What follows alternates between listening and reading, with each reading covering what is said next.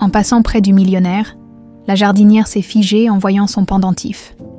C'est le même que sa mère portait lorsqu'elle a disparu il y a plus de 20 ans. Le parfum des roses anciennes flottait dans l'air matinal de Lyon, mêlé à l'arôme du café que Camille venait de préparer. Elle observait sa grand-mère Paulette à travers la fenêtre de la cuisine, assise dans son fauteuil en osier, le regard perdu vers un horizon que personne d'autre ne semblait voir. « Grand-mère, ton café refroidit », murmura Camille en s'approchant doucement. Paulette sursauta légèrement, comme si elle revenait d'un long voyage. Ses yeux bleus, autrefois si vifs, papillonnèrent un instant avant de se poser sur sa petite fille. « Ah, Camille, j'étais encore en train de penser à ta mère. » Ces mots, Camille les entendait presque chaque matin depuis des années. Isabelle Garnier, sa mère, cette énigme qui hantait leur petite maison comme un fantôme bienveillant, disparut mystérieusement quand Camille n'avait que quelques mois, ne laissant derrière elle qu'un pendentif doré en forme de cœur brisé et une montagne de questions sans réponse. Camille porta instinctivement la main à son cou, effleurant le bijou qui ne la quittait jamais, la moitié d'un cœur, avec des gravures délicates qui semblaient raconter une histoire d'amour interrompue. « Elle était infirmière, n'est-ce pas ?» demanda Camille pour la énième fois, espérant toujours glaner un détail supplémentaire. Paulette hocha la tête, mais son expression se troubla, comme chaque fois qu'elles abordaient à ce sujet. Une très bonne infirmière. Trop bonne, peut-être. Cette phrase cryptique revenait souvent dans les récits de sa grand-mère. Mais Camille n'avait jamais réussi à en percer le sens. À 28 ans, elle avait appris à vivre avec ses mystères, se concentrant sur sa passion pour le paysagisme et les soins qu'elle prodiguait à Paulette, dont l'Alzheimer grignotait chaque jour un peu plus les souvenirs. Le téléphone sonna, interrompant ses pensées mélancoliques. « Mademoiselle Morel, ici François Bellamy. J'ai eu votre contact par l'Association des paysagistes de Lyon. J'aurais besoin de vos services pour rénover entièrement les jardins de ma propriété. » La voix était grave, empreinte d'une autorité naturelle mais aussi d'une tristesse à peine voilée. Camille avait entendu parler de François Bellamy, qui n'en avait pas entendu parler. L'homme d'affaires le plus influent de la région, propriétaire des laboratoires pharmaceutiques Bellamy, veuf depuis 2 ans. « Je serais ravie de vous rencontrer, monsieur Bellamy. Quand souhaiteriez-vous que je passe voir votre propriété ? Ce matin, si c'est possible, j'ai besoin que ce projet avance rapidement. » 2 heures plus tard, Camille remontait l'allée pavée menant à la somptueuse demeure Montclair. Le domaine s'étendait sur plusieurs hectares aux abords de Lyon, mélange parfait d'architecture classique française et de jardins à l'anglaise qui avait visiblement connu des jours meilleurs. François Bellamy l'attendait sur les marches du perron. Grand, élégant malgré ses 50 ans, il dégageait cette prestance que seuls possèdent ceux habitués à commander. Mais c'est son regard qui frappa Camille, des yeux sombres, dans lesquels dansait une mélancolie profonde, comme s'il portait un deuil qui dépassait celui de sa défunte épouse. « Mademoiselle Morel, merci d'être venue si rapidement. » Lorsqu'il lui serra la main, Camille ressentit une étrange sensation, comme une reconnaissance inexplicable. Elle chassa cette impression, l'attribuant à la nervosité de décrocher un contrat aussi important. Ces jardins étaient magnifiques autrefois, expliqua François en l'entraînant vers les parterres négligés. Ma femme adorait s'en occuper, mais depuis, enfin, vous comprenez ? Ils marchèrent en silence pendant quelques minutes, Camille prenant des notes mentales sur l'ampleur du travail à accomplir. C'est alors qu'elle le vit sortir machinalement un objet de sa poche, qu'il fit rouler entre ses doigts, avec la familiarité d'un geste répété 1000 fois. Son cœur s'arrêta. Un pendentif doré, en forme de cœur, mais pas n'importe lequel. L'autre moitié du sien. Monsieur Bellamy, ce pendentif. François suivit son regard et referma instinctivement sa main sur le bijou. Un souvenir de quelqu'un qui a disparu il y a très longtemps. La voix de Camille n'était plus qu'un murmure tremblant. Disparu comment ? Avant qu'il puisse répondre, une voix cristalline les interrompit. « François, mon chéri, tu ne m'avais pas dit que nous recevions ?» Une femme approchait d'un pas élégant, la quarantaine épanouie, blonde aux cheveux parfaitement coiffés, vêtue d'un tailleur qui criait son appartenance à la haute bourgeoisie lyonnaise. Tout en elle respirait la réussite professionnelle et l'assurance. « Nathalie, je te présente Camille Morel, notre nouvelle paysagiste. Camille, voici le docteur Nathalie Delcourt, ma compagne. » Le sourire de Nathalie était parfait, trop parfait. Ses yeux bleus scrutèrent Camille avec une intensité qui mit cette dernière mal à l'aise. « Enchantée, mademoiselle Morel. François m'a dit tant de bien de votre travail. J'espère que vous saurez redonner vie à ces pauvres jardins. » Il y avait dans sa voix une douceur étudiée, qui sonnait faux aux oreilles de Camille, et quelque chose d'autre, une pointe de possession quand elle regardait François, comme si elle marquait son territoire. « Je ferai de mon mieux, docteur Delcourt. Appelez-moi Nathalie, voyons. Nous allons beaucoup nous voir, j'imagine. Je passe presque tous mes week-ends ici. » François semblait gêné par cette précision. Il remit discrètement le pendentif dans sa poche. Mais Camille avait eu le temps de remarquer ses mains tremblantes. « Nous étions en train de discuter des aspects techniques du projet, » expliqua-t-il. « Camille pense qu'il faudra refaire entièrement la roseraie. Les roses, » murmura Nathalie, et son sourire vacilla imperceptiblement. Bien sûr, les roses sont essentielles dans un jardin français. Quelque chose dans son intonation donna la chair de poule à Camille, comme si les roses réveillaient en elle des souvenirs désagréables. « Maman adorait les roses rouges, » dit spontanément Camille. « Ma grand-mère me raconte souvent qu'elle en plantait partout. » Cette fois, ce fut Nathalie qui pâlit légèrement. « Votre mère, elle était jardinière, infirmière. Elle a disparu quand j'étais bébé. » Le silence qui suivit était si lourd qu'on aurait pu le couper au couteau. François fixait Camille avec une intensité nouvelle, tandis que Nathalie serrait les poings, ses jointures blanchissant. « Comment s'appelait-elle » demanda François d'une voix étranglée. « Isabelle Garnier. » François chancela, littéralement. Si Nathalie ne l'avait pas rattrapé par le bras, il serait tombé. « Mon chéri, qu'est-ce qui t'arrive » Mais François ne l'entendait plus. Ses yeux étaient rivés sur Camille, comme s'il voyait un fantôme. « Isabelle Garnier », répéta-t-il dans un souffle. « C'est impossible. » Il sortit à nouveau le pendentif de sa poche, ses mains tremblant de plus en plus fort. Camille fit de même avec le sien. Lorsqu'elle s'approcha, les deux moitiés s'emboîtèrent parfaitement, reformant un cœur complet sous les yeux ébahis des trois adultes. « Mon Dieu !» souffla François. Nathalie recula d'un pas.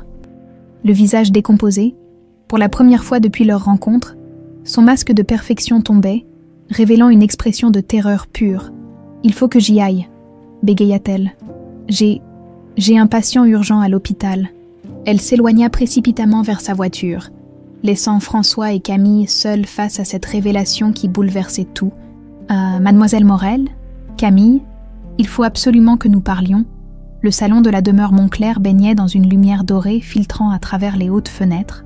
Camille tenait encore son pendentif dans sa main tremblante, incapable de détacher son regard de celui de François. Le silence s'étirait entre eux, lourd de questions qui n'osaient franchir leurs lèvres. « Asseyez-vous, je vous prie », murmura François, en désignant l'un des fauteuils en cuir fauve qui ornèrent la pièce. Il se dirigea vers un bar en acajou et se servit un whisky d'une main mal assurée. L'alcool ambré tremblait dans le verre comme les feuilles d'automne sous le vent. « Voulez-vous boire quelque chose ? » ?»« Non, merci. Je préférerais que vous me parliez d'Isabelle Garnier. » François vida son verre d'un trait et se laissa tomber dans le fauteuil face à elle. Pendant un long moment, il la dévisagea, comme s'il cherchait dans ses traits quelque chose qu'il avait perdu depuis longtemps. « Isabelle » répéta-t-il, et ce simple prénom sembla lui écorcher la gorge. C'était il y a 28 ans. J'étais jeune, ambitieux. Je venais de prendre la direction des laboratoires à la mort de mon père. Elle travaillait dans une clinique privée du centre-ville. Camille se pencha en avant, suspendue à chaque mot. « Comment vous êtes-vous rencontrés ? Par hasard ? Enfin, c'est ce que je croyais à l'époque. » Elle était venue livrer des dossiers médicaux à notre département recherche. Belle a coupé le souffle, mais ce n'était pas sa beauté qui m'avait frappé en premier. C'était son regard, intelligent, déterminé et terriblement inquiet. François se leva et se dirigea vers la cheminée, fixant les flammes qui dansèrent dans l'âtre. Nous avons commencé à nous voir en secret. Isabelle insistait pour que personne ne sache. Elle disait que c'était dangereux, que son travail, qu'elle ne pouvait pas se permettre d'être vue avec moi. Mais dangereux ? En quoi son travail d'infirmière pouvait-il être dangereux ? François se retourna brusquement, et Camille lut dans ses yeux une douleur si profonde qu'elle en eut le souffle coupé. Parce qu'elle n'était pas une infirmière ordinaire, elle travaillait dans une clinique spéciale, une clinique qui menait des recherches expérimentales. Le téléphone portable de Camille vibra. Un message de la maison de retraite où elle avait provisoirement placé Paulette pour la journée. « Votre grand-mère fait une crise. Elle réclame Isabelle. Pouvez-vous venir ? Il faut que j'y aille, » dit-elle en se levant précipitamment. « Ma grand-mère, emmenez-moi avec vous, » l'interrompit François. Si Paulette était la sœur d'Isabelle, peut-être pourra-t-elle m'aider à comprendre ce qui s'est passé. 30 minutes plus tard, il pénétrait dans la résidence les jardins de l'espoir. L'odeur caractéristique des établissements médicalisés, mélange de désinfectants et de repas réchauffés, assaillit leurs narines. Camille guida François vers la chambre de Paulette, qu'ils trouvèrent assise sur son lit, les yeux brillants d'une lucidité inhabituelle. « Grand-mère, comment te sens-tu » Paulette leva les yeux vers sa petite fille, puis son regard se posa sur François. Soudain, son visage se décomposa et elle porta ses mains à sa bouche. « Mon Dieu, François, bel ami, vous me connaissez ?» demanda-t-il en s'approchant doucement. « Si je vous connais » cria presque Paulette. Isabelle n'arrêtait pas de parler de vous. Son François, son bel amoureux secret. Elle disait que vous aviez les yeux les plus tristes du monde, mais que quand vous la regardiez, ils s'illuminaient comme des étoiles. Camille sentit son cœur se serrer. Sa mère avait été amoureuse de cet homme qui aujourd'hui la troublait d'une manière qu'elle ne comprenait pas. « Paulette, » dit François en s'agenouillant près du lit, « que s'est-il passé ? Où est Isabelle ? Pourquoi a-t-elle disparu ?» La vieille dame agrippa ses mains avec une force surprenante. Elle a découvert quelque chose d'horrible dans cette clinique, quelque chose qui lui a coûté la vie. « Quelle clinique ? De quoi parles-tu, grand-mère ? » La clinique Saint-Vincent. Officiellement, c'était un centre de soins privés pour les riches, mais dans les sous-sols, oh mon Dieu, dans les sous-sols, il faisait des expériences terribles sur des pauvres gens. Paulette commença à trembler violemment. Une infirmière entra dans la chambre, alertée par les éclats de voix. « Madame Morel, il faut vous calmer, votre tension. »« Non !» cria Paulette en repoussant l'infirmière. « Il faut qu'il sache. » Isabelle avait découvert qu'il testait des médicaments mortels sur des patients sans défense, des gens qui venaient chercher de l'aide et qui servirent de cobayes. François était devenu livide. Des expérimentations, mais qui dirigeait cette clinique. Une femme médecin, belle, froide, impitoyable. Isabelle l'appelait « l'ange de la mort ». Elle avait peur d'elle, terriblement peur. « Comment s'appelait-elle » insista Camille. Paulette ferma les yeux, fouillant dans sa mémoire défaillante. Un nom avec Delcourt, Nathalie Delcourt. Le silence qui suivit fut assourdissant. François recula comme s'il venait de recevoir un coup de poing. C'est impossible. Nathalie a toujours dit qu'elle travaillait en cardiologie à l'époque. Cette femme que nous avons vue tout à l'heure, s'alarma Camille. Ta compagne. Paulette ouvrit brusquement les yeux, le regard affolé. Elle était ici, cette femme était ici. Non, il faut partir, il faut fuir, elle va nous tuer comme elle a tué Isabelle. L'infirmière appuya sur le bouton d'urgence, tandis que Paulette se débattait dans son lit, en proie à une crise de panique. « Sortez !» ordonna l'infirmière. « Vous l'avez trop perturbée. » Mais Paulette attrapa le bras de Camille une dernière fois. « Le cœur brisé, » murmura-t-elle. « Elle avait dit que vous porteriez le cœur brisé jusqu'à ce que vous trouviez votre père. Méfiez-vous de la blonde. » Méfiez-vous de Nathalie. Dans le couloir de la résidence, François s'appuya contre le mur, le souffle court. Nathalie, après toutes ces années, elle était là depuis le début. « Qu'est-ce que ça signifie ?» demanda Camille, le cœur battant la chamade. « Ça signifie que la femme que j'ai l'intention d'épouser dans 3 mois pourrait être celle qui a tué la seule femme que j'ai jamais aimée. » Il sortit son téléphone et composa un numéro. « Nathalie, c'est moi. Il faut qu'on parle, tout de suite. »« Non, pas au téléphone.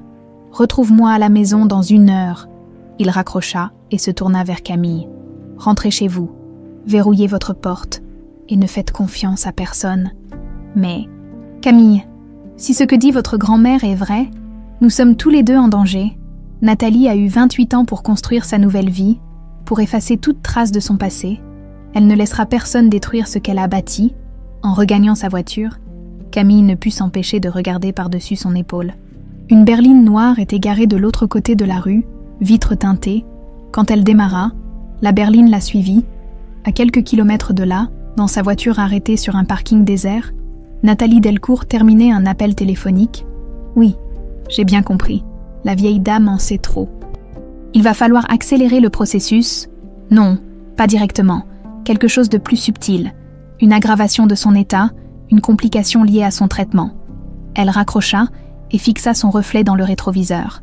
Son masque parfait était de retour, mais ses yeux bleus brillaient d'une froide détermination. « Désolée, Isabelle », murmura-t-elle à son reflet. « Mais ton fantôme a assez hanté ma vie. » De retour dans sa petite maison. Camille ne tenait plus en place. Les révélations de Paulette tournaient en boucle dans sa tête comme un disque rayé. Elle fouilla frénétiquement dans le grenier, cherchant les vieilles affaires de sa mère qu'elle n'avait jamais eu le courage d'examiner de près. Au fond d'une malle poussiéreuse, elle découvrit une boîte en carton marquée « Isabelle, personnel ». Ses mains tremblaient en soulevant le couvercle. À l'intérieur, des photos, des lettres, et surtout, un carnet de cuir rouge aux pages jaunies. Elle ouvrit le carnet à la première page. L'écriture élégante de sa mère dansait sous ses yeux. 15 mars 1997. J'ai commencé à travailler à la clinique Saint-Vincent aujourd'hui, DR. Delcourt semble exigeante mais compétente.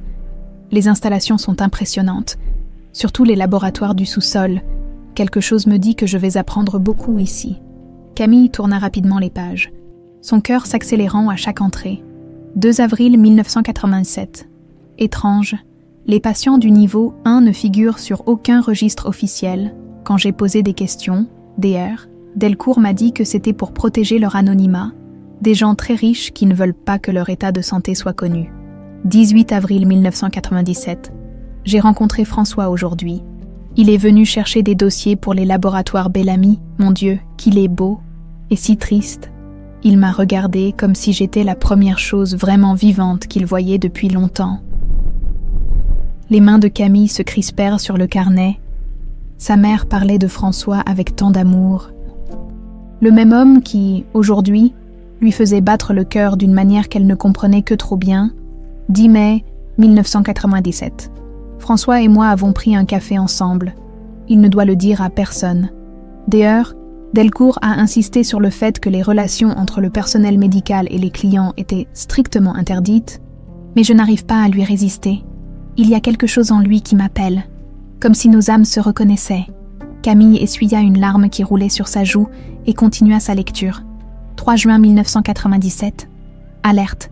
J'ai découvert quelque chose d'horrible aujourd'hui. Les patients du sous-sol ne sont pas des riches qui se cachent. Ce sont des sans-abri, des immigrés clandestins, des gens que personne ne viendra chercher. DR, Delcourt leur fait signer des papiers qu'ils ne comprennent pas, puis elle teste sur eux des médicaments expérimentaux. 5 juin 1997. J'ai vu mourir 3 personnes cette semaine, officiellement. C'était des complications cardiaques. En réalité, les substances qu'on leur injecte les tuent lentement. DR. Delcourt note tout méticuleusement. Elle appelle ça des effets secondaires acceptables. 8 juin 1997. J'ai dit à François ce que j'avais découvert. Il était bouleversé. Ces laboratoires fournissent certains des produits testés, mais il ignorait complètement leur utilisation réelle. Il va mener sa propre enquête. Nous devons arrêter ça. Camille sentit sa gorge se serrer. Sa mère avait été témoin d'expérimentations humaines illégales, et François était innocemment impliqué. 12 juin 1997. François veut tout révéler à la police. Mais j'ai peur. D'ailleurs, Delcourt a des relations haut placées. Elle m'a fait comprendre aujourd'hui qu'elle se doutait de quelque chose. Les curieuses ne vivent pas très longtemps dans cette profession, m'a-t-elle dit en souriant. 15 juin 1997. Je suis enceinte. Je n'ai pas encore dit à François.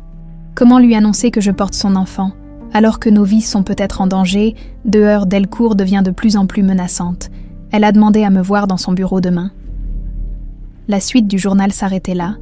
Camille fixa la page blanche, le cœur brisé.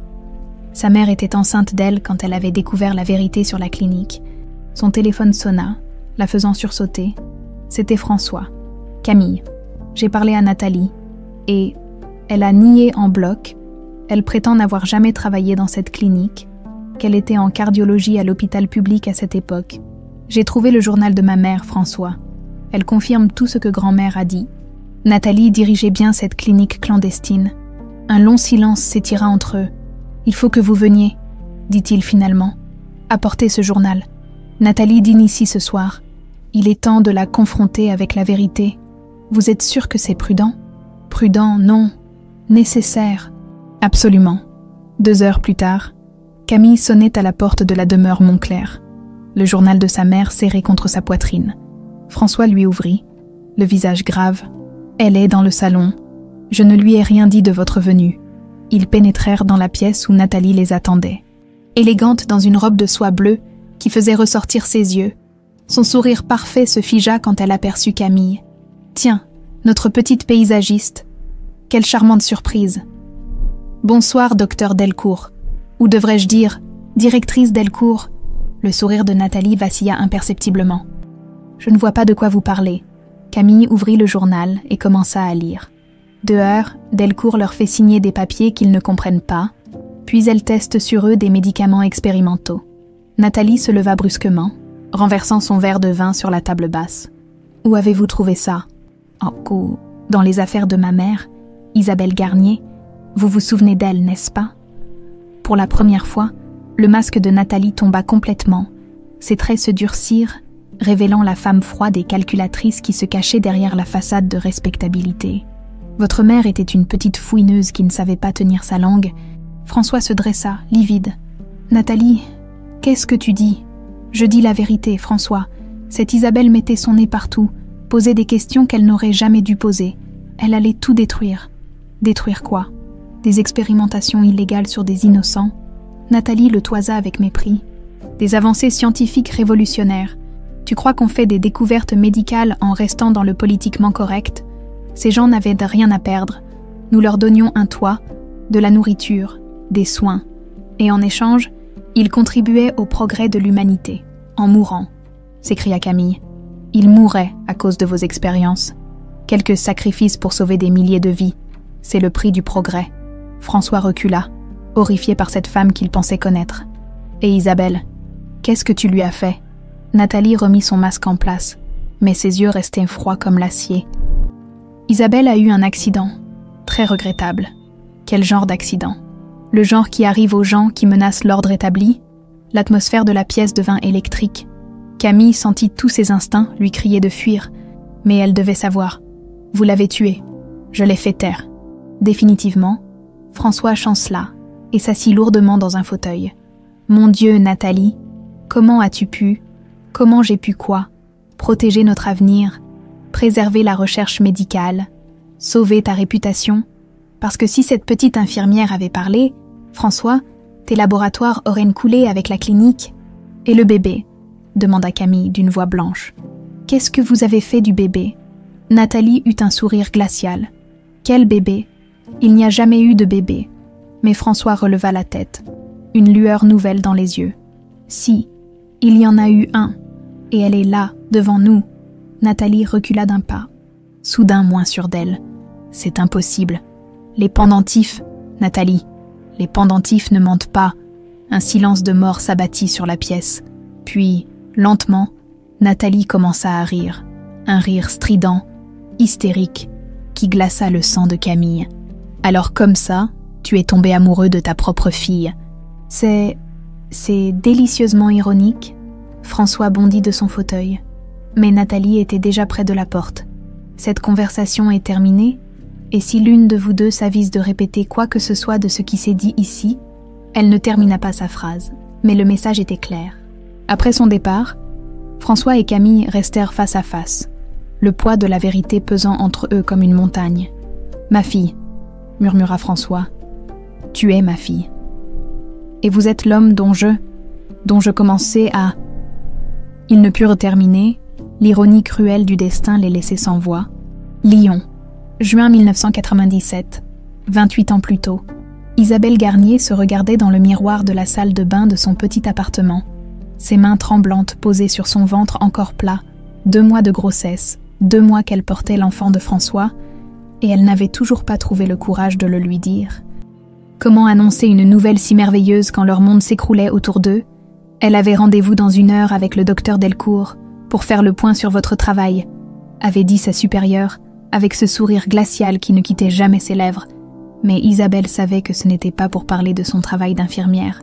Nathalie se doutait qu'elle avait découvert la vérité sur les expérimentations clandestines. Le téléphone sonna. « François, mon amour, comment vas-tu ? J'ai peur, François, cette réunion avec Delcourt. Annule-la. Nous avons assez de preuves maintenant. J'ai contacté un journaliste d'investigation, Pierre Moreau du Progrès de Lyon. Il accepte de nous rencontrer demain. » Isabelle ferma les yeux, rassurée par la voix de l'homme qu'elle aimait. « François, il faut que je te dise quelque chose d'important. Moi aussi, j'ai quelque chose à te dire. Retrouve-moi ce soir au café de la place Bellecour. 8 heures. D'accord. Et François, je t'aime.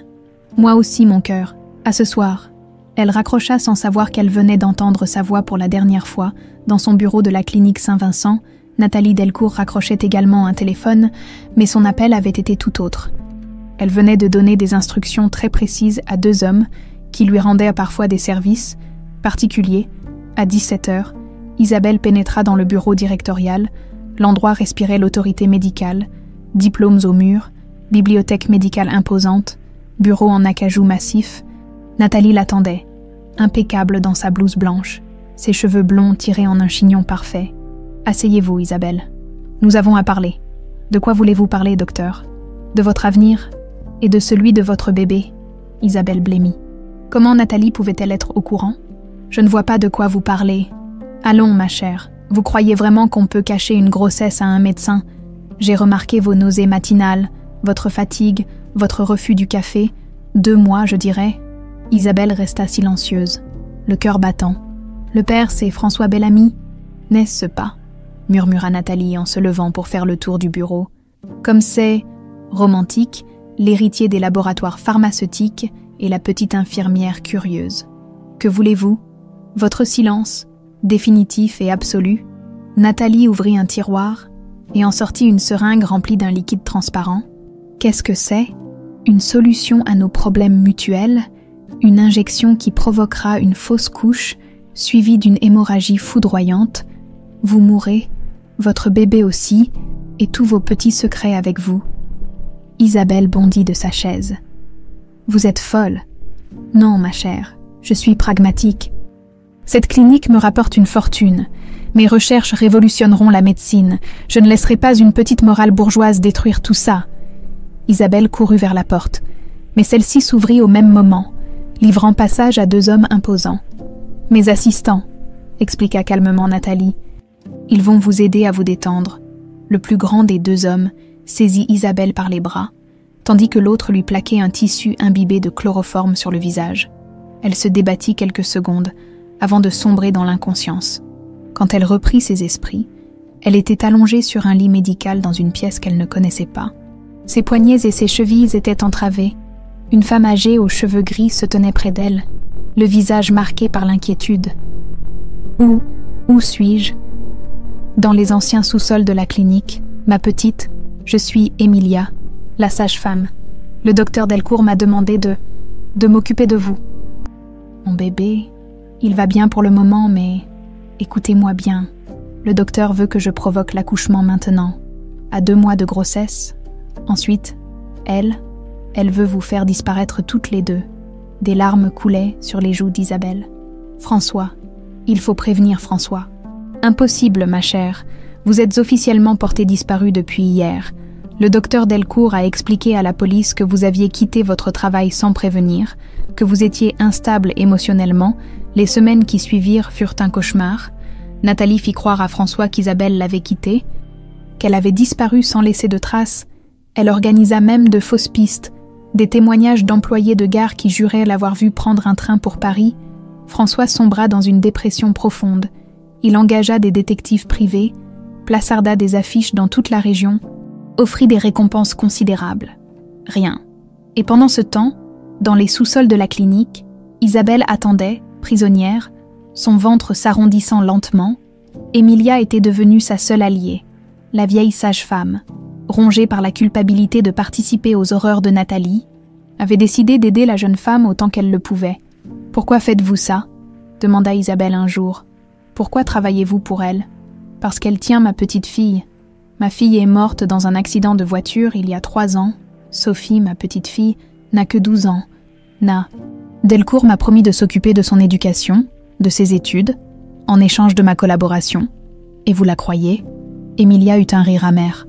Non, je sais qu'elle nous tuera tous quand elle n'aura plus besoin de nous. Mais au moins, Sophie aura eu quelques années de plus, quand arriva le terme. Nathalie assista personnellement à l'accouchement. Elle voulait s'assurer que tout se déroulerait selon ses plans. Une fille, annonça Emilia en soulevant le nouveau-né qui criait à plein poumon. Isabelle tendit faiblement les bras vers son enfant, mais Nathalie l'en empêcha. « Non, ma chère, vous avez terminé votre rôle. » Elle prit la seringue qu'elle avait préparée des mois plus tôt. « Dites adieu à votre fille. » Mais au moment où elle s'apprêtait à faire l'injection, Emilia intervint. « Docteur, il y a un problème avec le bébé. Elle ne respire plus. » Nathalie se précipita vers le nouveau-né qu'Emilia tenait dans ses bras. Profitant de cette diversion, la sage-femme glissa discrètement quelque chose dans la main d'Isabelle. « Le pendentif de François, » murmura-t-elle. Il l'avait laissé un jour dans son manteau. Gardez-le pour elle. Quand Nathalie revint vers Isabelle, celle-ci était déjà en train de sombrer. La drogue que lui avait administrée Emilia la faisait paraître morte, ralentissant son pouls et sa respiration à des niveaux quasi imperceptibles. « Parfait, » dit Nathalie en constatant l'état apparent d'Isabelle. « Emmenez le corps au crématorium, et le bébé aussi. » Mais Emilia avait d'autres plans. Dans le fourgon qui était censé emmener les corps, elle attendit que l'effet de la drogue se dissipe. Isabelle reprit lentement conscience. « Mon bébé ? Où est mon bébé ? En sécurité ? Je l'ai confié à une famille de confiance en attendant. Mais vous devez mourir officiellement. C'est le seul moyen de la protéger. Comment ? Votre sœur Paulette, elle acceptera de prendre l'enfant et de la faire passer pour sa propre petite fille.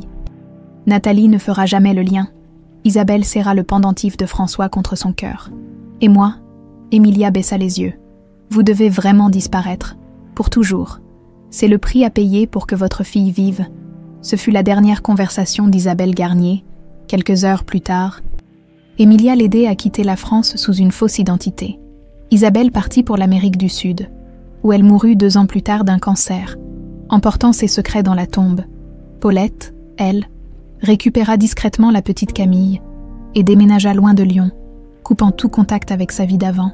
Elle éleva l'enfant comme sa propre petite fille, ne gardant que le pendentif et quelques photos comme seul lien avec le passé, et Nathalie, elle ferma la clinique Saint-Vincent quelques mois plus tard, effaça toutes les traces de ses expérimentations et entama une brillante carrière hospitalière. Elle attendit patiemment le bon moment pour se rapprocher de François, devenant d'abord sa confidente dans son chagrin, puis lentement, sa compagne.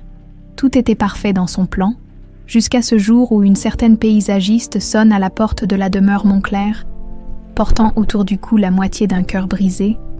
3 semaines avaient passé depuis la révélation choc dans le salon de François. 3 semaines pendant lesquelles Camille n'avait cessé de penser à ces mots qui changeaient tout. « Tu es ma fille ». L'homme qui faisait battre son cœur était son père. L'ironie cruelle du destin la hantait jour et nuit. Ce matin-là, elle se rendit à la résidence pour rendre visite à Paulette. Depuis leur dernière conversation bouleversante, l'état de sa grand-mère s'était dramatiquement aggravé.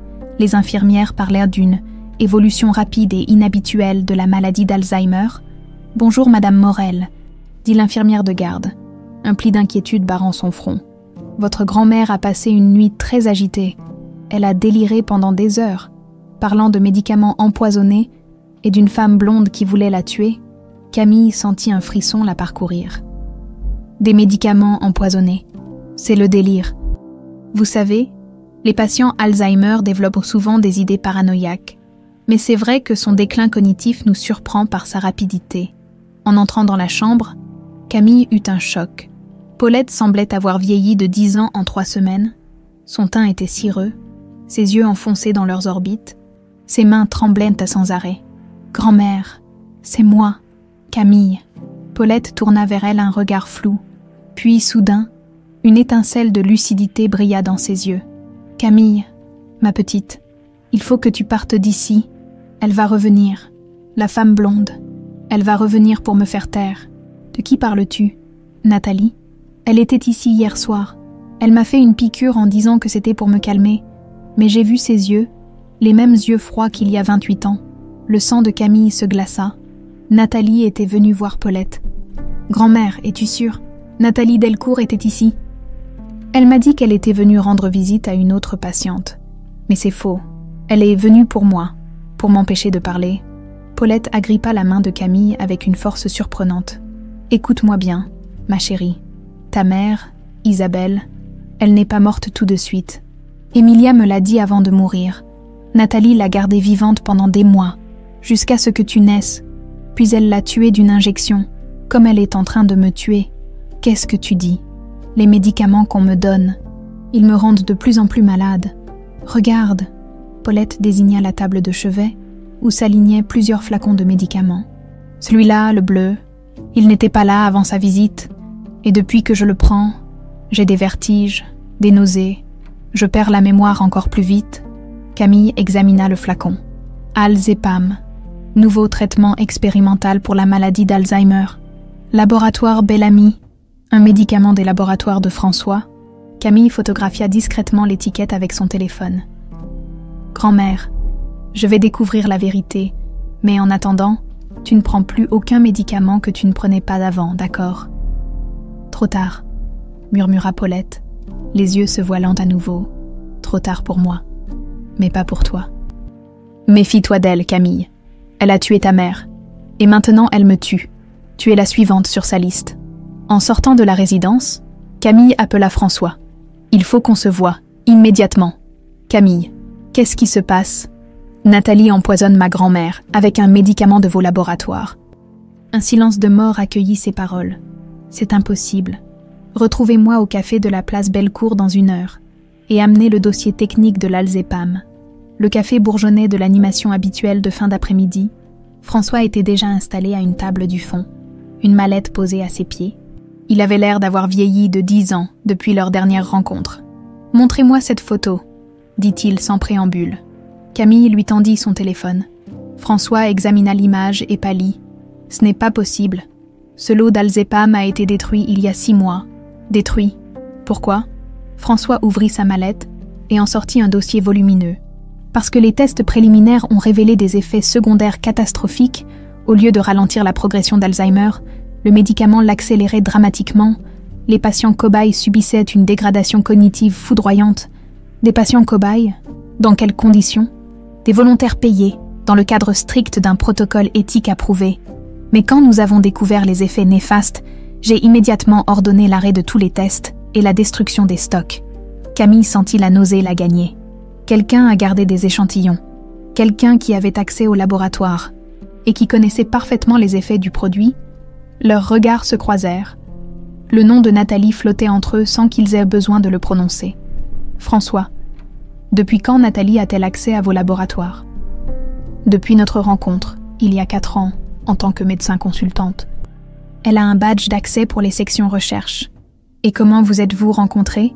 François ferma les yeux, comme s'il fouillait dans ses souvenirs. C'était un colloque médical. Elle s'est présentée comme une admiratrice de mes travaux sur les neurodégénérescences. Elle m'a dit qu'elle avait toujours rêvé de travailler avec moi. Elle vous a approché volontairement. Maintenant que j'y repense, oui, c'est elle qui a fait le premier pas. Elle qui a insisté pour qu'on se revoie. Elle qui... Il s'interrompit, l'horreur de la réalisation se peignant sur ses traits. Mon Dieu, elle m'a manipulée depuis le début. 4 ans qu'elle vous observe. Qu'elle attend le bon moment, et quand je suis apparue avec le pendentif, elle a compris que son passé la rattrapait. Il fallait faire taire tous les témoins, votre grand-mère d'abord, vous ensuite. Le téléphone de Camille vibra. Un message de la résidence. Madame Morel vient de faire un malaise cardiaque. Elle a été transportée aux urgences de l'hôpital Saint-Jean. Grand-mère, il faut y aller. À l'hôpital, ils trouvèrent Paulette dans un état critique. Le médecin urgentiste les accueillit avec gravité. L'état de votre grand-mère est très préoccupant. Elle présente tous les symptômes d'un empoisonnement médicamenteux. Son cœur est en fibrillation, ses fonctions rénales défaillent. Un empoisonnement. Avec quoi? Nous sommes en train de faire des analyses toxicologiques, mais preliminary. Il semblerait qu'elle ait ingéré une dose massive d'un produit neurotoxique. Camille et François échangèrent un regard lourd de sens. « Docteur, » dit François, « il faut que vous testiez spécifiquement la présence d'Alzepam dans son sang. Alzepam. Mais ce médicament n'est pas encore commercialisé. Justement, pendant que le médecin repartait pour ordonner les analyses complémentaires, Camille s'approcha du lit où gisait Paulette. Reliée à une multitude de machines, sa grand-mère ouvrit péniblement les yeux. « Camille, » murmura-t-elle faiblement, « je suis là, grand-mère. Tu vas t'en sortir. » « Non, pas cette fois. Elle a gagné. Mais toi, tu dois continuer à chercher la vérité. » Paulette fouilla sous son oreiller et en sortit un petit carnet froissé. Les adresses d'Emilia, elle m'avait donné. Les adresses des autres témoins. Quels témoins? D'autres femmes qui ont travaillé à la clinique, qui ont vu, qui savent. Le carnet tomba de ses mains tremblantes. Camille le ramassa et y découvrit 3 noms, 3 adresses à Lyon. À ce moment-là, une voix familière résonna dans le couloir. Nathalie Delcourt discutait avec l'un des médecins urgentistes. « Je suis venue prendre des nouvelles de ma patiente. Paulette Morel. Je suis son médecin traitant. » François se raidit. « Elle n'est pas son médecin traitant. Alors que fait-elle ici?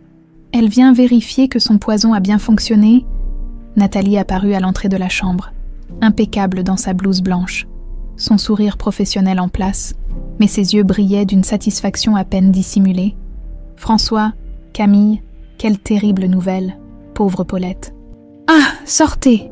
dit François d'une voix glaciale. « Je vous demande pardon. Sortez d'ici avant que j'appelle la sécurité. » Le masque de Nathalie glissa légèrement. « Je ne vois pas pourquoi vous me parlez sur ce ton. Je suis venue par pure compassion. »« Nous savons, Nathalie, nous savons pour l'alzépam. » Cette fois, le sourire de Nathalie disparut complètement. Elle jeta un coup d'œil aux alentours pour s'assurer que personne d'autre ne pouvait l'entendre. « Vous ne savez rien du tout, et même si vous saviez, qui vous croirait? Moi, respecté médecin, ou vous, un homme d'affaires en deuil qui a des hallucinations et une jardinière instable qui invente des complots. Les analyses toxicologiques vont parler d'elles-mêmes. Les analyses, ricana Nathalie. Mais mon cher François, qui croyez-vous qui va les interpréter? J'ai des amis dans tous les laboratoires de la région. » Sur ces mots, elle tourna les talons et disparut dans le couloir, laissant derrière elle une promesse muette mais claire. La guerre ne faisait que commencer. Paulette mourut à l'aube du 3e jour. Ses derniers mots furent pour Camille « Trouve Emilia Santos. Elle seule peut témoigner. » Puis son cœur usé par le poison de Nathalie cessa de battre, emportant avec lui la dernière gardienne des secrets d'Isabelle. Les funérailles eurent lieu par une matinée pluvieuse de novembre. Seuls François et Camille accompagnèrent le cercueil au cimetière de Lyon. Nathalie avait eu la décence de ne pas se montrer, mais sa présence invisible planait sur la cérémonie comme une menace. Après avoir déposé des roses blanches sur la tombe, Camille sortit le petit carnet de Paulette. 3 noms y figuraient, mais 2 avaient été barrés d'un trait rouge. Seul restait lisible. Emilia Santos, 15 rue des Marronniers, appartement 3B. « Il faut qu'on y aille, » dit-elle à François. « Emilia Santos est peut-être notre dernière chance. » La rue des Marronniers serpentait dans le vieux Lyon. Bordée d'immeubles décrépits aux façades lépreuses, l'appartement 3B se situait au 3e étage d'un bâtiment sans ascenseur. Camille frappa à la porte, le cœur battant. Une femme âgée leur ouvrit, la soixantaine bien tassée, les cheveux blancs tirés en arrière, le visage marqué par les années et les regrets. Ses yeux se posèrent d'abord sur Camille, puis sur François, et elle devint livide. « Mon Dieu !» murmura-t-elle. « Isabelle et François, c'est impossible. Madame Santos, je suis Camille Morel, la fille d'Isabelle Garnier. » Emilia chancela et s'appuya contre le chambranle. « Tu es Camille. La petite que j'ai mise au monde. Vous êtes la sage-femme qui a aidé ma mère. Entrez vite. Les murs ont des oreilles dans ce quartier. L'appartement était modeste mais propre. Des photos de famille ornèrent les meubles et une odeur de café flottait dans l'air. Emilia les fit asseoir dans son petit salon. « J'ai appris pour Paulette, » dit-elle d'emblée. « Les journaux parlent d'une mort naturelle. Mais je sais que c'est faux. Nathalie l'a tuée, n'est-ce pas? Comment le savez-vous? Parce qu'elle a déjà essayé de me tuer 2 fois. La première fois, il y a 15 ans, quand j'ai voulu raconter la vérité à un journaliste. Un accident de voiture qui a miraculeusement raté sa cible. La seconde fois, il y a 5 ans, un cambriolage qui a mal tourné. François se pencha vers elle. « Emilia, Que s'est-il réellement passé le jour où Isabelle a accouché? La vieille femme ferma les yeux, comme si elle revivait cette nuit horrible. Nathalie avait tout planifié. Elle voulait que le bébé meure avec sa mère, pour effacer toute trace de son crime, mais moi, je ne pouvais pas laisser mourir un innocent. Comment avez-vous sauvé Camille? J'ai utilisé un sédatif puissant sur Isabelle pour simuler sa mort, pendant que Nathalie s'occupait du bébé qu'elle croyait mort étouffé. J'ai fait sortir Isabelle de la clinique dans un sac mortuaire. Ma mère a survécu. Emilia hocha tristement la tête. Quelques mois, je l'ai cachée dans une ferme à la campagne, le temps qu'elle se remette de l'accouchement, mais Nathalie avait mis un prix sur sa tête. Des hommes la cherchaient de partout. Qu'est-il arrivé? Isabelle a décidé de partir pour l'Amérique du Sud avec de faux papiers. Elle espérait qu'un jour, quand Nathalie aurait oublié, elle pourrait revenir te chercher. Les larmes coulaient sur les joues de Camille. Elle ne m'a jamais oubliée. Jamais. Elle m'écrivait toutes les semaines. Des lettres pleines d'amour pour toi, d'espoir de vous retrouver, jusqu'à ce que quoi? Jusqu'à ce que les lettres s'arrêtent. En 1999, j'ai appris plus tard qu'elle était morte d'un cancer au Brésil. Seule, loin de tout ce qu'elle aimait, François, qui était resté silencieux, prit enfin la parole. « Emilia, où est le corps d'Isabelle maintenant ?» Nathalie l'a fait enterrer secrètement, pas dans un cimetière officiel bien sûr, quelque part où personne ne viendrait jamais la chercher, ou dans les fondations du nouveau centre commercial des Quatre Temps, là où se trouvait l'ancienne clinique Saint-Vincent. Un silence de mort s'abattit sur la pièce. Isabelle reposait sous des tonnes de béton, dans les fondations d'un lieu de commerce et de joie, ignoré de tous. « Il y a autre chose », reprit Emilia d'une voix tremblante. « Avant de mourir, Isabelle m'avait fait une confidence. Elle avait réussi à voler des preuves des expérimentations de Nathalie, des dossiers, des photos, des témoignages de victimes. Où sont ces preuves? Cachées dans un coffre-fort. Isabelle m'avait donné la combinaison avant son départ. 6 chiffres, la date de naissance de Camille. Emilia se leva péniblement et se dirigea vers sa chambre. Elle revint quelques minutes plus tard avec une petite mallette métallique. 150298, murmura Camille en composant la combinaison. Le coffre s'ouvrit avec un déclic. À l'intérieur, des dizaines de documents, des photos atroces montrant des patients dans des états lamentables, des rapports d'autopsie falsifiés, et surtout, un carnet rouge identique à celui qu'avait tenu Isabelle. « C'est le journal de Nathalie », expliqua Emilia. Isabelle avait réussi à le voler. Lisez la dernière page. Camille ouvrit le carnet à la page indiquée. L'écriture précise de Nathalie s'étalait sous ses yeux. 15 juin 1997. Problème. Isabelle Garnier résolue définitivement. Injection létale programmée pour demain 6 heures. Corps à incinérer immédiatement. Bébé éliminé simultanément. François Bellamy ne saura jamais qu'il a eu un enfant. Clinique Saint-Vincent fermée dans 3 mois. Nouveau plan de carrière. Me rapprocher de François dans quelques années. Il sera vulnérable, en deuil. Parfait pour mes projets à long terme. François arracha le carnet des mains de Camille. Livide, elle avait déjà tout prévu, même notre relation future. Elle vous a manipulé pendant des années, dit Emilia. Tout était calculé. Votre rencontre, votre histoire d'amour, jusqu'aux fiançailles récentes. Les fiançailles, s'étonna Camille. François baissa les yeux, honteux. Nous devions nous marier le mois prochain. J'avais même déjà signé des papiers pour qu'elle hérite de mes biens en cas de décès. Elle allait vous tuer après le mariage, réalisa Camille, une fois qu'elle aurait hérité des laboratoires. Et maintenant qu'elle sait que nous connaissons la vérité, Emilia se dirigea vers sa fenêtre et écarta discrètement le rideau. Il est trop tard. Elle est là, dans la rue. Une berline noire était garée en face de l'immeuble, au volant. Nathalie les observait avec des jumelles. « Depuis combien de temps est-elle là ?» demanda François. « Depuis que vous êtes arrivés. Elle vous a suivi. Il faut appeler la police, » dit Camille. « Avec quoi ?» ricana une voix familière. Nathalie venait d'entrer dans l'appartement, un pistolet à la main. Derrière elle, les 2 hommes qui avaient séquestré Isabelle 28 ans plus tôt. « Bonjour, Emilia. Cela faisait longtemps. Nathalie, comment êtes-vous entrée ? La serrure de l'immeuble n'est pas très résistante. Et celle de votre appartement non plus ?» Elle balaya la pièce du regard et sourit en voyant la mallette ouverte. « Ah, les fameux documents d'Isabelle. Je me demandais quand ils allaient refaire surface. Nous avons tout, Nathalie, dit François. Votre journal, les preuves des expérimentations, les témoignages. C'est fini, fini. Au contraire, mon cher François, tout commence vraiment maintenant. Elle fit signe à ses complices, qui saisirent Emilia et la menottèrent. Que faites-vous ? Je termine le travail commencé il y a 28 ans. Vous allez tous venir avec moi rendre une petite visite à Isabelle. Où l'emmenez-vous ? Aux 4 temps. Il est temps que cette famille soit enfin réunie, pour l'éternité. Elle braqua son arme sur Camille. Toi, ma chère petite, tu vas découvrir où repose ta maman.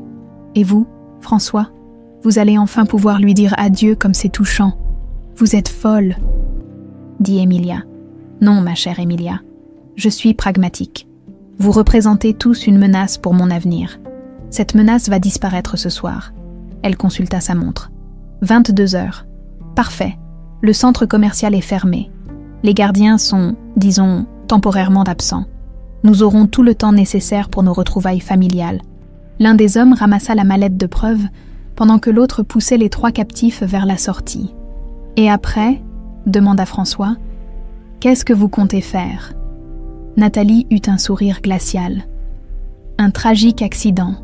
Une explosion de gaz dans les sous-sols du centre commercial. 4 corps retrouvés dans les décombres. Les malheureux étaient venus chercher des preuves sur l'ancienne clinique et ont été victimes d'une fuite de gaz. Personne ne croira à cette version. Détrompez-vous. J'ai des amis bien placés dans la police et les médias. L'enquête sera classée sans suite. Et moi, pauvre veuve éplorée, j'hériterai de votre empire pharmaceutique. Tandis qu'ils descendèrent à l'escalier, Camille serra discrètement la main de François. Dans quelques heures, elle allait enfin rencontrer sa mère. Dans la mort, le centre commercial des 4 temps dressait sa façade moderne dans la nuit lyonnaise. Ses enseignes éteintes lui donnant l'apparence d'un géant endormi, Nathalie gara la berline dans le parking souterrain, désert à cette heure tardive. Les néons blafards projetaient des ombres inquiétantes sur les murs de béton. « Sortez », ordonna-t-elle en braquant son arme sur ses prisonniers. François, Camille et Emilia descendirent de voiture, encadrés par les 2 complices de Nathalie. L'air confiné du parking sentait l'essence et l'humidité. Leurs pas résonnaient sinistrement dans l'espace vide. « Où nous emmenez-vous » demanda François. « Patience, mon cher, nous y sommes presque. » Nathalie les guida vers un escalier de service dissimulé derrière une cloison.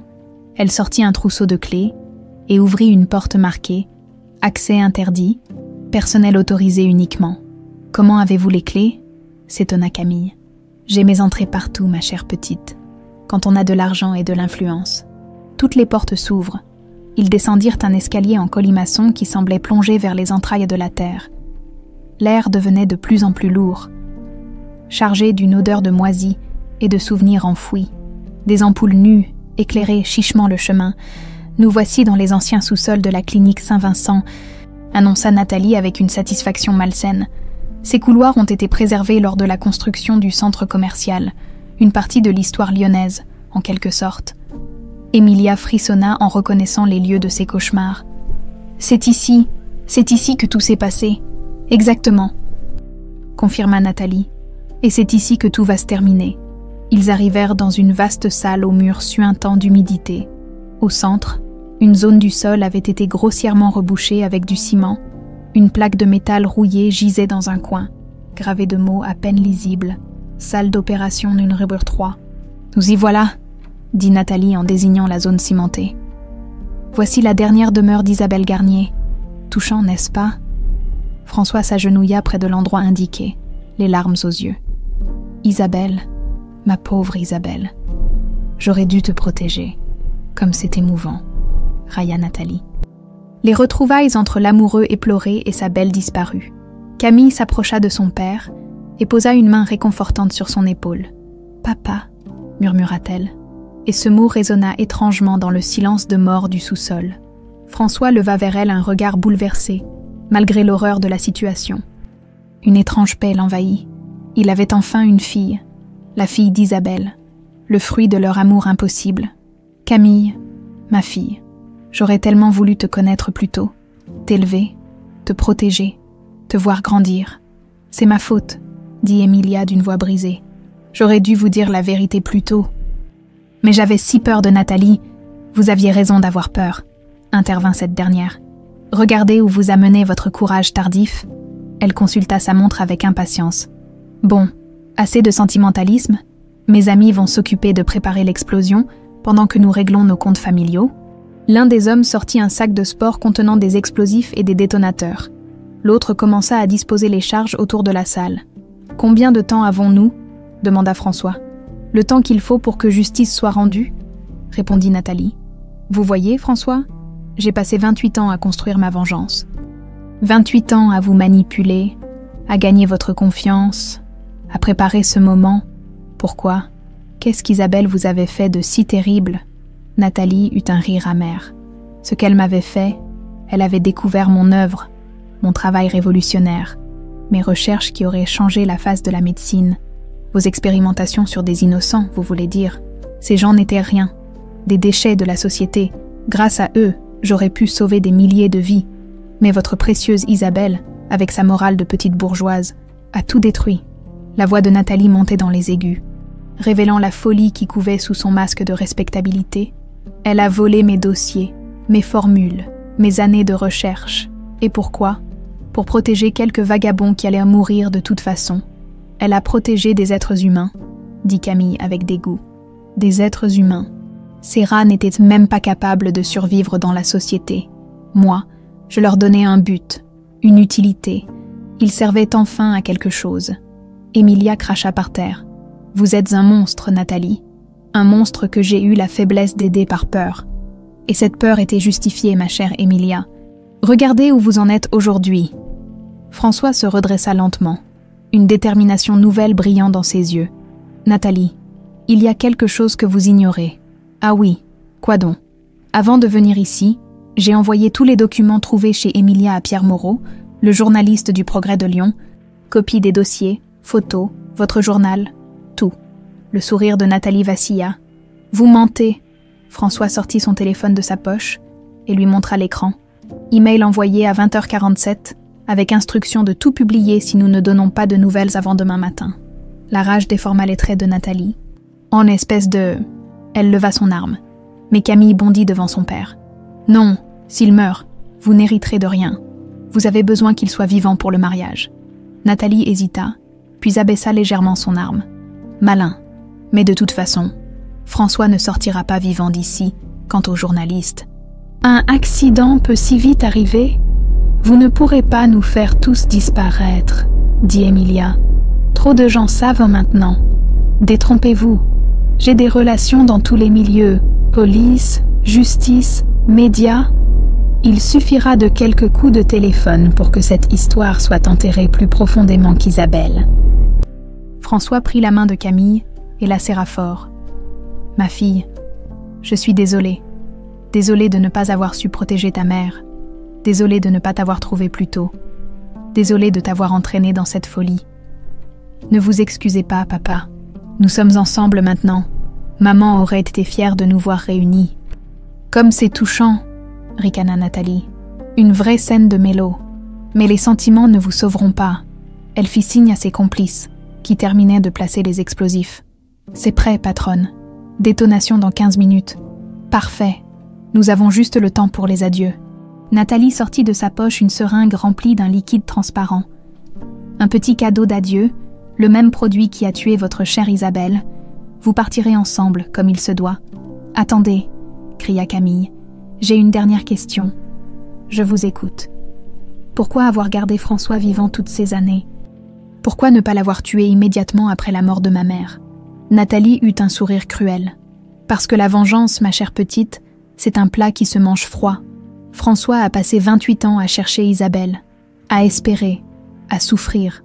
Il a vécu dans l'ignorance la plus totale, ne sachant pas qu'il avait une fille, ne sachant pas que la femme qui partageait son lit était celle qui avait détruit sa vie. » Elle caressa Almos tendrement la joue de François. J'ai savouré chaque moment de son désespoir, chaque nuit où il prononçait le nom d'Isabelle dans son sommeil, chaque larme versée en secret. C'était délicieux. « Vous êtes folle, » murmura François, révulsé. « Folle, non, méthodique. Et maintenant, le final approche. Vous allez mourir en sachant que votre fille va mourir aussi. que votre lignée s'éteint, que tout votre empire va devenir le mien. » Elle leva la seringue vers François. « Adieu, mon cher François. Transmettez mes amitiés à Isabelle. » Mais au moment où elle s'apprêtait à enfoncer l'aiguille, une sirène retentit au loin, puis une autre, et encore une autre. Les visages des complices de Nathalie se décomposèrent. « Patronne, il faut qu'on se tire. Les flics arrivent. » Nathalie pâlit. Comment était-ce possible? François eut un sourire douloureux. Pierre Moreau. Il n'a pas attendu demain matin pour agir. Les sirènes se rapprochaient dangereusement. Nathalie fit volte-face vers ses complices, la panique remplaçant sa froide assurance. Combien de temps avant l'explosion? 12 minutes, patronne. Désactivez tout. On se tire. Impossible. Les détonateurs sont programmés. On ne peut plus les arrêter. La fureur déforma les traits de Nathalie. Son plan parfait s'écroulait, mais elle n'allait pas partir les mains vides. « Alors nous mourrons tous ensemble !» cria-t-elle en se tournant vers François, la seringue toujours à la main. « Non !» hurla Camille en se jetant entre eux. Dans la mêlée qui s'ensuivit, François parvint à libérer ses mains entravées. Il avait passé les dernières minutes à travailler discrètement ses liens, profitant de l'attention focalisée sur les explosifs. Emilia fuyait, les escaliers. La vieille sage-femme ne se fit pas prier. Malgré son âge, elle bondit vers la sortie avec une agilité surprenante. Les complices de Nathalie, paniqués par l'approche de la police, l'abandonnèrent à son sort et s'élancèrent à sa suite. « Lâche !» leur cria Nathalie. « Revenez !» Mais ils avaient déjà disparu dans les couloirs souterrains. Laissant derrière eux leurs explosifs et leur patronne, François attrapa Camille par la main. « Viens, sortons d'ici. Pas si vite !» siffla Nathalie en pointant son arme sur eux. Elle se trouvait maintenant entre eux, et la seule sortie, le dos contre le mur. Comme un animal acculé, son visage parfait était déformé par une rage impuissante. « Vous croyez que vous allez m'échapper? Après tout ce que j'ai sacrifié, après toutes ces années? C'est fini, Nathalie, » dit François d'une voix lasse. « La police arrive, vos complices vous ont abandonné. Rendez-vous ?»« Me rendre, » ricana-t-elle, « pour finir mes jours en prison. Jamais. » Ses yeux brillaient d'une lueur démente. Elle consulta sa montre. 10 minutes avant l'explosion. « Si je ne peux pas avoir ma vengeance, alors nous périrons tous dans les flammes. Pourquoi faire ça ?» implora Camille. « Laissez-nous partir. Vous pouvez encore fuir. Fuir. Et aller où? Ma vie est ruinée. Ma carrière détruite. Tout ça à cause de votre maudite mère. » Sa voix montait dans l'hystérie totale. « Isabelle Garnier a détruit ma vie. Elle méritait de mourir. Et vous aussi. » François fit un pas vers elle, les mains levées en signe de paix. « Nathalie, nous pouvons encore arranger les choses, mes avocats. Vos avocats. Vous me prenez pour une idiote. Dans quelques minutes, les journaux du monde entier parleront de moi comme d'un monstre. Docteur Nathalie Delcourt, la tueuse en série, la Mengele française. » Elle agita son arme de manière erratique. « Non, je préfère mourir. Et vous avec moi ?» Les voix des policiers résonnaient maintenant dans les couloirs supérieurs. Des ordres aboyés, des courses, le bruit d'équipements tactiques. Ils avaient retrouvé l'entrée des sous-sols. Police, sortez les mains en l'air. 8 minutes. Nathalie recula vers le centre de la salle, près de l'endroit où reposait Isabelle. Comme c'est symbolique. Nous allons mourir à l'endroit même où j'ai tué votre précieuse Isabelle. Elle posa un pied sur la zone cimentée avec un sourire sadique. Elle est juste là, sous mes pieds, votre grand amour, François, réduite en poussière. La fureur envahit François. Voir cette femme piétiner la tombe de celle qu'il avait aimée était plus qu'il ne pouvait supporter. « Ne touchez pas à cet endroit », rugit-il en s'élançant vers elle. « Papa, non !» cria Camille. Mais François était aveuglé par la colère et le chagrin. Il se jeta sur Nathalie, tentant de lui arracher son arme. Ils roulèrent au sol, luttant dans un corps à corps violent. Camille cherchait désespérément un moyen d'aider son père, quand elle aperçut quelque chose qui lui glaça le sang. Pendant la bagarre, l'un des détonateurs était tombé et clignotait maintenant d'une lumière rouge alarmante. 6 minutes. « François, l'explosion, il faut partir. » Mais les deux adversaires ne l'entendaient plus. Nathalie, malgré sa corpulence moindre, se battait avec la force du désespoir. Ses ongles labourèrent le visage de François, tandis qu'il tentait de maîtriser son poignet armé. Le coup de feu claqua comme un tonnerre dans l'espace confiné. Camille poussa un cri déchirant. Son père et Nathalie étaient tous deux immobilisés, le regard tourné vers le plafond. Une tache rouge s'élargissait lentement sur la chemise de François. « Papa !» Elle se précipita vers lui. Nathalie, indemne, se relevait déjà, l'arme à la main. « François, François, restez avec moi. » Il avait reçu la balle dans l'abdomen. Le sang coulait abondamment, mais il était encore conscient. « Camille ?» murmura-t-il faiblement. « Ma fille, ne parlez pas. Nous allons sortir d'ici. Nous allons vous soigner. » Mais François savait qu'il était trop tard. Il sentait la vie s'échapper de lui comme le sable d'un sablier brisé. Nathalie les dominait de sa hauteur, triomphante. « Parfait. Vous allez pouvoir mourir ensemble. Père et fille réunis dans la mort. » 4 minutes. Les voix de la police se rapprochaient. Ils avaient dû trouver l'escalier. François fouilla péniblement dans sa poche et en sortit son pendentif. Avec des gestes tremblants, il le prit dans sa main droite, puis saisit celui de Camille dans sa main gauche. Les deux moitiés, ensemble, murmura-t-il sous leurs yeux émus. Les deux parties du cœur brisé s'emboîtèrent parfaitement. Le bijou brillait d'un éclat doré dans la lumière blafarde des néons. « Votre mère, elle m'avait dit que si nous avions une fille, elle l'appellerait Camille. » Des larmes coulaient sur les joues de Camille. « Papa, ne me laissez pas. Je ne vous laisse pas. Je vous donne l'amour de votre mère. » Et le mien, il porta leurs mains unies à ses lèvres et embrassa le pendentif reconstitué. « Pardonnez-moi de ne pas vous avoir protégé. » 3 minutes, Nathalie, qui assistait à cette scène avec un dégoût visible, leva à nouveau son arme. Assez de sentimentalisme, il est temps d'en finir. Elle visa Camille, le doigt sur la détente. « Adieu, petite peste. Rejoignez votre maman. » François vit le geste. Dans un ultime sursaut, puisant dans ses dernières forces, il roula sur lui-même et se jeta devant sa fille au moment précis où Nathalie tirait. La seconde balle le frappa en pleine poitrine. « Mon papa !» Le cri de Camille déchira l'air comme une lame. François s'effondra dans ses bras, le souffle de plus en plus court. « Ma fille, ma petite fille, je vous aime. »« Moi aussi, papa, moi aussi je vous aime. » C'était la première fois qu'elle le lui disait, et la dernière. François eut un sourire paisible. Ses yeux se voilèrent, mais son regard resta fixé sur le visage de Camille. « Vous avez les yeux de votre mère. » Sa main serra une dernière fois celle de sa fille, puis retomba mollement. François Bellamy venait de mourir en protégeant l'enfant qu'il n'avait jamais eu la chance d'élever. 2 minutes. Nathalie contemplait son œuvre avec satisfaction. Voilà, justice est rendue. Isabelle, François, et bientôt toi. La famille maudite sera enfin éteinte. Mais au moment où elle pointait son arme vers Camille pour le coup de grâce, des détonations retentirent dans le couloir. L'équipe du raid venait de faire exploser la porte d'accès. « Police, personne ne bouge. 1 minute. » Dans la confusion qui suivit, Camille eut juste le temps de voir Nathalie pointer son arme vers sa propre tempe. « Si je ne peux pas vous tuer, au moins je choisis ma mort. » Le dernier coup de feu résonna en même temps que l'explosion des charges. Tout devint noir. Camille reprit conscience dans un lit d'hôpital, entouré du bip régulier des machines et de l'odeur caractéristique du désinfectant. Sa tête lui faisait atrocement mal, et tout son corps était endolori. Quand elle essaya de bouger, une douleur vive lui traversa l'épaule droite. « Doucement, ma petite », dit une voix familière.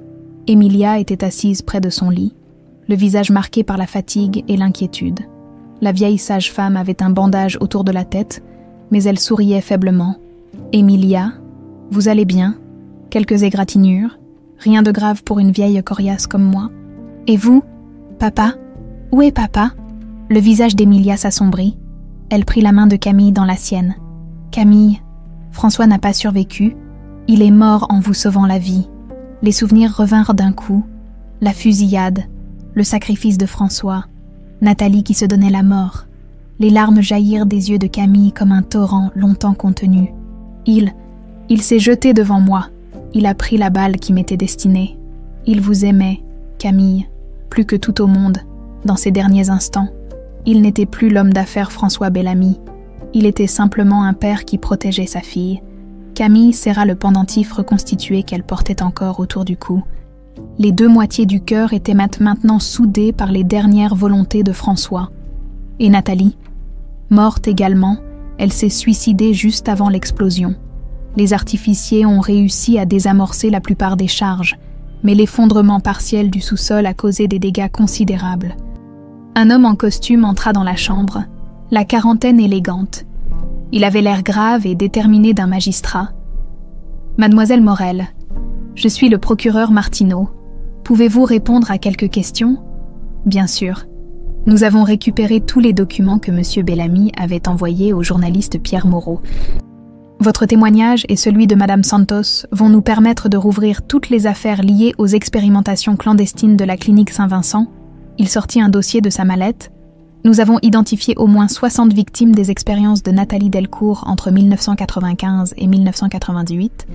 60 personnes qui ont été torturées et tuées pour satisfaire l'ambition démente d'une femme. Que va-t-il se passer maintenant ? Justice sera rendue, mademoiselle, même posthume. Les familles des victimes vont enfin connaître la vérité sur la disparition de leurs proches.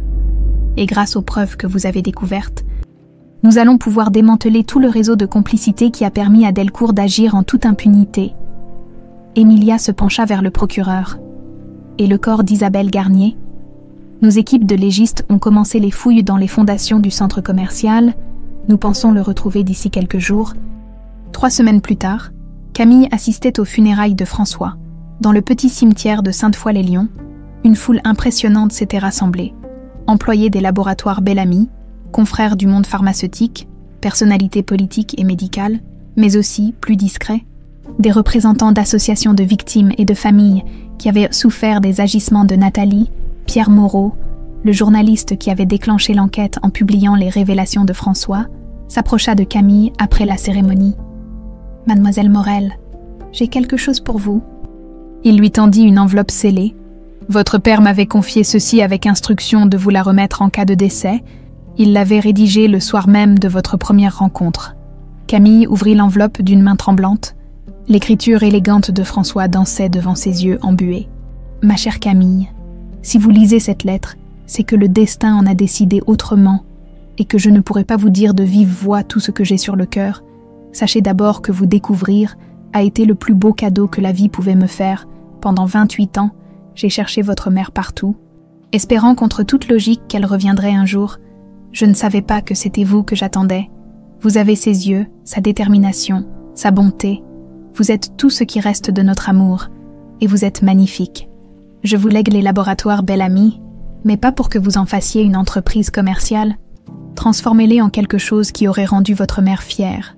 Aidez les gens, soignez-les, donnez un sens à tout ce gâchis.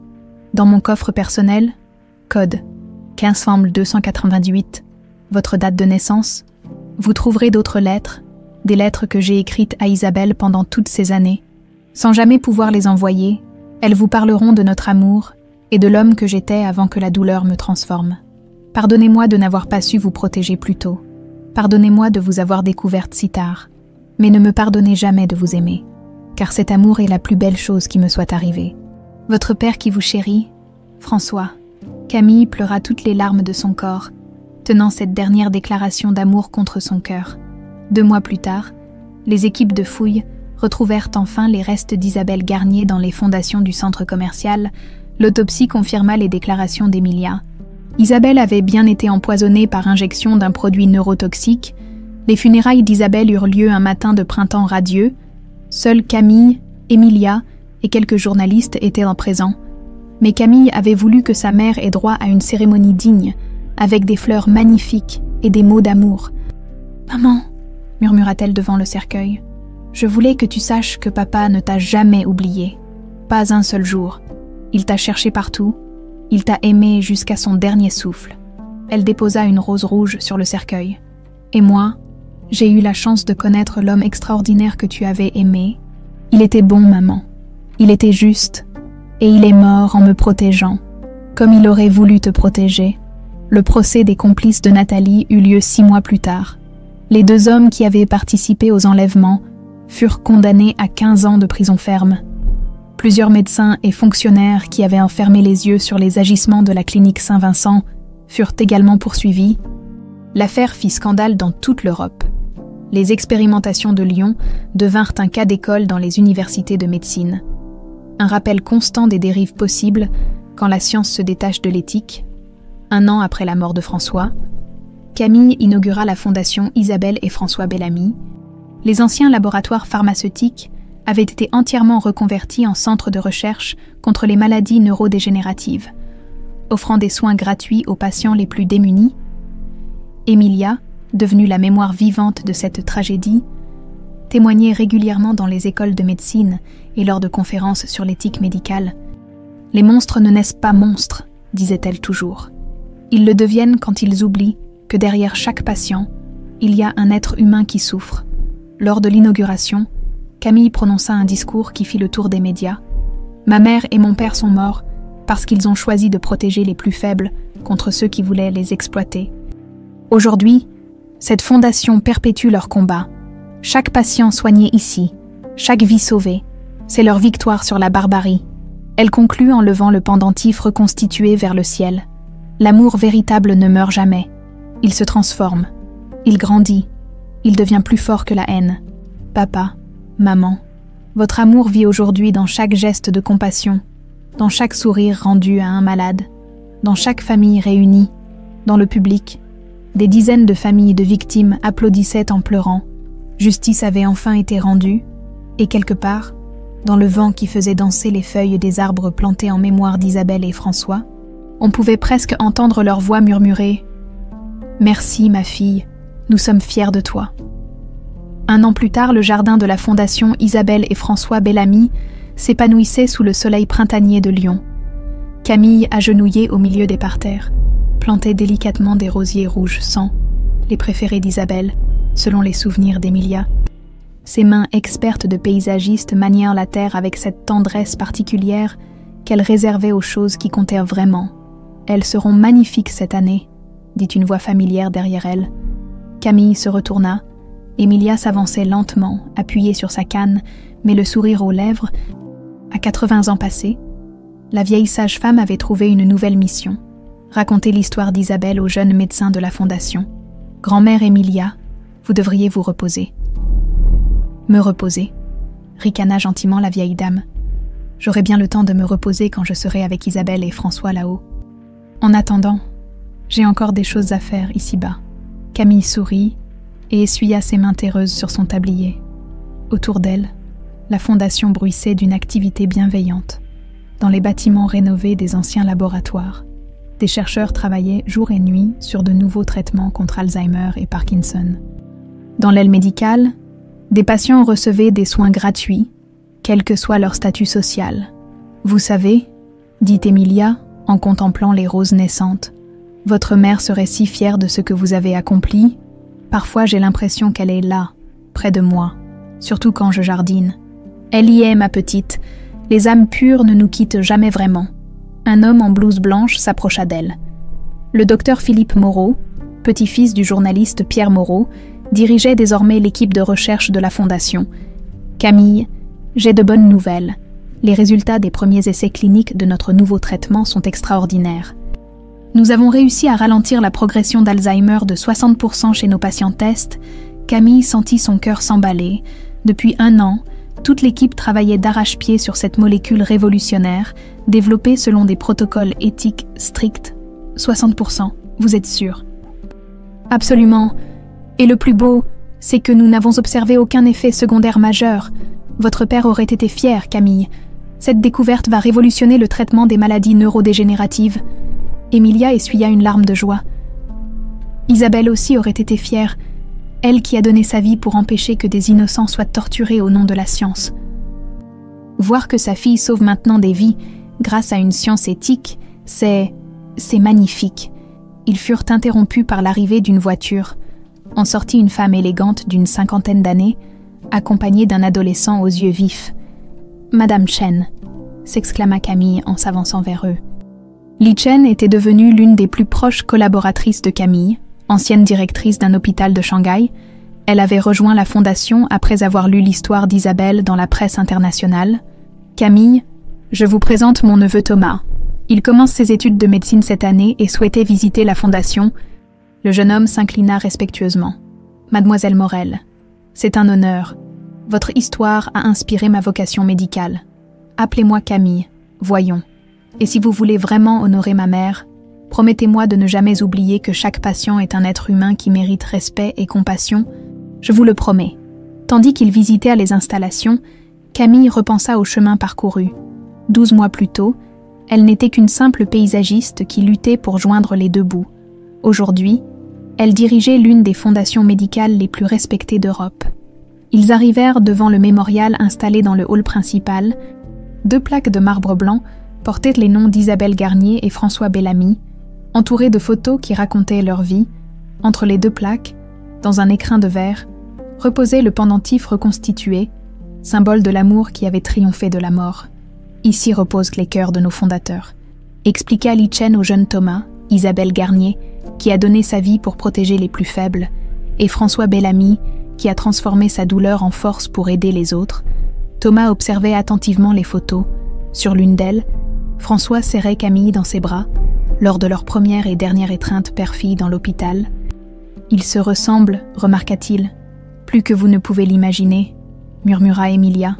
En fin d'après-midi, après le départ des visiteurs, Camille se retrouva seule dans son bureau. Sur sa table de travail trônait une boîte qu'elle n'avait jamais eu le courage d'ouvrir complètement. Les lettres que François avait écrites à Isabelle pendant 28 ans. Elle en prit une au hasard et commença à lire. « Ma chère Isabelle, cela fait 10 ans que tu as disparu. 10 ans que je cherche ton sourire dans chaque visage croisé dans la rue.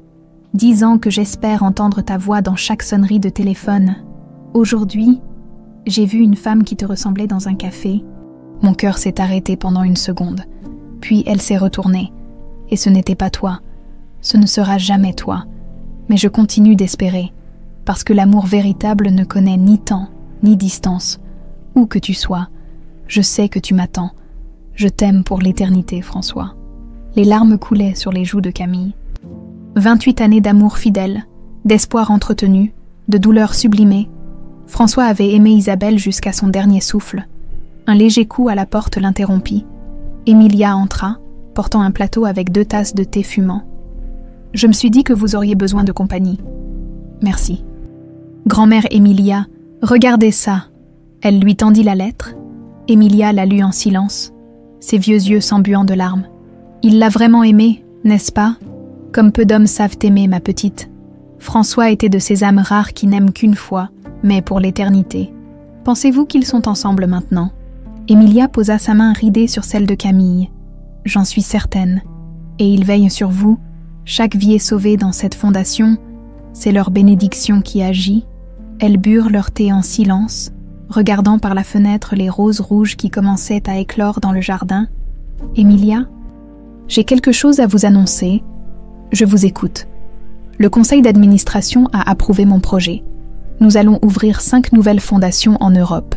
Une à Berlin, une à Madrid, une à Rome, une à Londres et une à Amsterdam. » Les yeux d'Emilia s'illuminèrent. « Ma petite, c'est merveilleux. Isabelle et François vont sauver des vies dans toute l'Europe. Et ce n'est que le début. Dans 10 ans, j'espère que nous serons présents sur tous les continents. Vous savez quoi, Camille ? Vous êtes exactement la fille qu'Isabelle et François auraient voulu avoir. Vous avez la bonté de votre mère et la détermination de votre père. » Ce soir-là, Camille retourna dans le jardin mémorial de la Fondation, sous la lumière douce des lampadaires. Les roses rouges semblaient phosphorescentes. Elle s'agenouilla devant la plaque commémorative et posa ses mains sur la terre fraîchement retournée. « Papa, maman, » murmura-t-elle, « j'ai réussi. Votre amour n'est pas mort avec vous. Il grandit, il se multiplie, il guérit. » Le vent nocturne agita les feuilles des arbres, créant une mélodie douce et apaisante. « Je porte votre pendentif comme un phare dans la nuit. Chaque patient qui guérit, chaque famille qui retrouve l'espoir. C'est votre victoire sur ceux qui voulaient détruire l'humanité. » Elle sortit de sa poche une photo récente, celle de tous les employés de la Fondation réunis autour du mémorial, 150 personnes, unies par la même mission, soigner, protéger, aimer. Regardez ce que votre amour a créé. Une famille, une vraie famille, unie par quelque chose de plus fort que le sang. La compassion, en se relevant, Camille sentit une présence bienveillante l'entourer. Pas une hallucination, mais cette certitude profonde que ceux qu'on aime ne nous quittent jamais vraiment. « Je vous aime », chuchota-t-elle au vent, « pour l'éternité. et dans le parfum des roses rouges qui embaumaient la nuit lyonnaise. On pouvait presque entendre la réponse. Nous aussi, ma fille, nous aussi. L'amour véritable ne meurt jamais. Il se transforme en force, en espoir, en lumière qui guide les vivants vers un monde meilleur. Camille Morel-Bellamy, fille d'Isabelle et François, gardienne de leur mémoire, continuerait leur œuvre jusqu'à son dernier souffle. Le destin ne fait pas que réunir les cœurs brisés, il les transforme en phares d'humanité,